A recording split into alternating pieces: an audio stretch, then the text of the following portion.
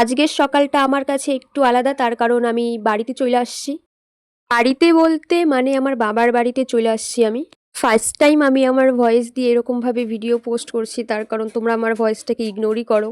আর ভয়েসটাকে আমি এর জন্যই ইগনোর করতে বলছি কারণ আমার ভয়েসটা খুব বাজে।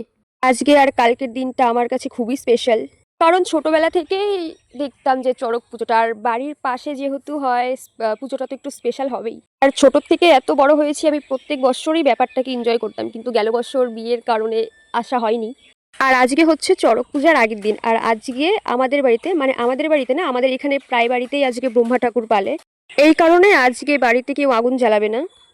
এই কারণেই মা কালকে রাত্রে ভাত, আলু ভাজা, পনির তরকারি সব বানিয়ে রেখেছিল, আর সকালে আমি ওটাই খাচ্ছিলাম, পান্তা ভাত আর বাসি তরকারি। আর ভাই স্কুলে যাবে বলে রেডি হয়ে আমাকে বলছিল, দিদি আমাকে একটা ফটো তুলে দেন, আর তারপরে আবার বলছিল একটা ভিডিও করে দে, আমি নাচবো। আর বাড়িতে যেহেতু আসছি আমার সেরকম কোনো কাজ নেই, তাই ভাবলাম উঠোনে একটু আলপনা দেই। যদিও আমি তোমাদের মতো অত ভালো করে দিতে পারি না, বাট যেটুকু পারি চলে যায়। তো তারপর আমার ফাইনালি আলপনা দেওয়ার ডান। তো আজকের মতো টাটা।